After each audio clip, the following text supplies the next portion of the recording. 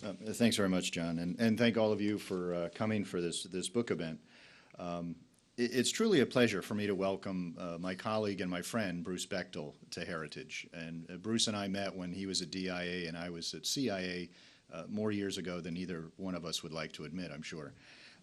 Now, many experts in Washington discuss North Korean military issues, and they toss out generalizations and witticisms about the status and particularly the capabilities of the North Korean military, particularly the conventional forces. But very few actually have any real expertise in military analysis or North Korean military issues. And Bruce Bechtol is an exception. His background as a U.S. Marine provided him an inherent knowledge of military unit disposition and missions, and then as an intelligence officer at the Defense Intelligence Agency and later senior analyst for Northeast Asia at the Joint Staff J2, that's the Intelligence Directorate. He worked, really worked North Korean military issues as, I would argue, only an intelligence analyst really can. And since he's actually one of the very few outside of the intelligence community who, for example, knows where the North Korean 815th Met Corps' AOR is, knows whether the 820th Corps is armored, artillery, or mechanized, as well as what the capabilities of the long-range artillery systems that North Korea has. And in recent years, it had seemed to become an analytic truism that we didn't need to worry about North Korea's conventional forces, that we only really needed to focus about the nuclear issue and then the long-range missile issue. Analysts and experts were very dismissive of this caricature of the crazy little guy in Pyongyang who was hoarding his nukes, and that was all we had to worry about. And, like a voice in the wilderness, Bruce was one of the few that was warning both Washington and Seoul that we had to take North Korea's military capabilities and conventional capabilities, particularly the asymmetric capabilities, we couldn't take those for granted, that we had to focus on that. And the unfortunate and the tragic 2 acts of war by North Korea in 2010 against the Cheonan and Yongpyeong-do served as a deadly reminder that we had to focus on and had to maintain defenses against the wide spectrum of North Korea's conventional military threat. And Pyongyang's rash of threats this year, the 6 to 8 weeks of threats that we all experience, particularly military movements and very specific threats against South Korean targets in the West Sea, show that threat remains. So now the title of Bruce's book is The Last Days of Kim Jong-il, and I don't think I'm giving away too much of the book if I say that the last days of Kim Jong-il were very similar to the first days of Kim Jong-un, and that not much has changed between father and son. And that Kim Jong-un, certainly since his ascension to power, has demonstrated he's no less belligerent, no less dangerous than his father and his grandfather. So some of the questions that Bruce poses in his book, and perhaps we'll address today, are what kind of threat does the North Korean military pose to the region? Why has North Korea stepped up its violent military provocations? And how have Pyongyang's dealings with non-state actors that engage in terrorism affect stability? Now, for those of you who know Bruce, as is typical with Marines, he's very soft-spoken. He's very timid in arriving at his conclusions, and he's very hesitant to let you know if he disagrees with your analysis. So without further ado, please join me in welcoming my friend Bruce Bechtol.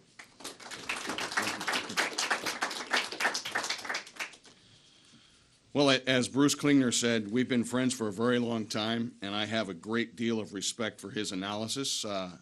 In fact, I can tell you that Bruce Klingner's analysis of a new missile division in North Korea is actually in my book, quoted in my book, which was an analysis he wrote here at Heritage.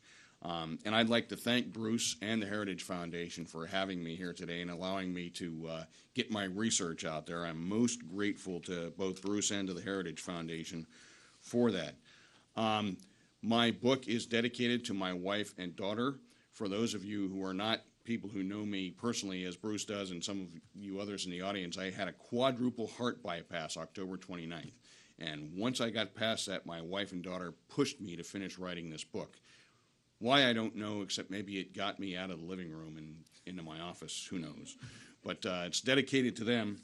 And next to last, I'd like to thank Angelo State University, where I came here from in Texas, which for the 4th year in a row made Princeton Review's list of best colleges and universities in the country, one of only 3 public universities in Texas to be named so. And we're pretty justifiably proud of what we give our students out there. And finally, I'd like to thank all of you for coming. I truly appreciate you coming and hearing what hopefully you won't consider my rantings. But I'm happy to talk to you about North Korea, and I look forward to answering your questions when I'm done. So please allow me to get, excuse me, and I have a cold. You have my apologies for that. Please allow me to get into the meat of it and why I wrote this book. I really started writing this book when Kim Jong-il was still alive, but it was about a year before he died. So with Kim Jong-il's death in 2011, a great deal of discussion ensued about what it means for the region and for us, and I'm sure many of you read those pieces. But perhaps because Kim's death is so recent, almost no literature has been published that specifically discusses the impact Kim Jong-il's last years as the leader of the DPRK had and will have on the future of North Korea. The objective of the book, The Last Days of Kim Jong-il, is to show how the Kim Jong-il government in North Korea used foreign and domestic policies to pose a multifaceted threat to the national security of the United States and its key allies, and, just as importantly, to maintain the power of the Kim family regime, or as my friend Dave Maxwell calls it, the KFR, once the dear leader passed from the scene. So this book analyzes how the final years of the Kim Jong-il regime exacerbated the threats that North Korea has and continues to pose to the region and to the nation states with an interest in it.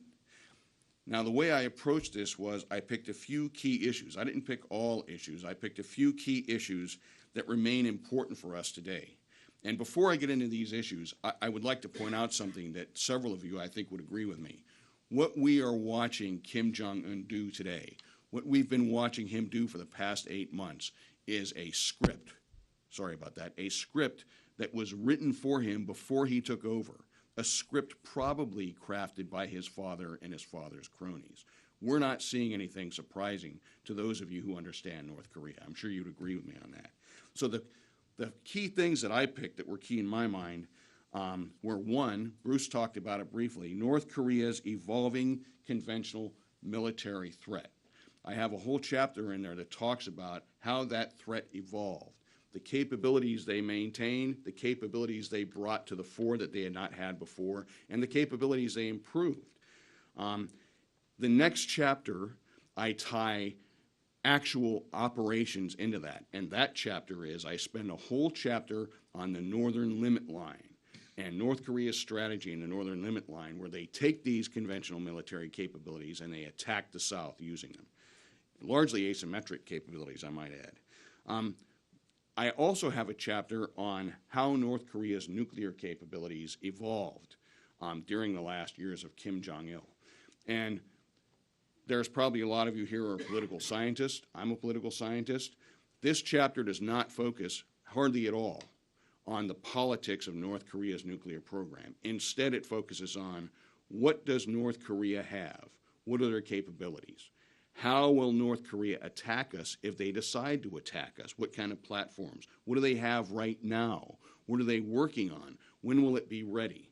And perhaps most importantly, how will the ROK-US alliance counter a nuclear attack? What will we do about it? What will be our countermeasures if North Korea actually mounts a nuclear attack? And another chapter that I wrote was North Korea's support to non-state actors who engage in terrorism, that is to say, terrorist activities. Why did I write a chapter specifically on that? Well, two reasons. One, their support to non-state actors who engage in terrorism picked up in the Kim Jong-il regime, particularly the last 5 years or so. And two, because I keep hearing people say that North Korea should not be put back on the list of nations supporting terrorism because they don't support terrorism, which is simply not true. So in this chapter, I lay out the evidence for you all to see, and I hope you'll enjoy reading that. And finally, tied into all of this and nested throughout the whole book, including in the end, is the North Korean succession process and its chances for success. So by analyzing these 5 factors, the reader, hopefully all of you, you need to buy books, they're very cheap, will be able to understand how Kim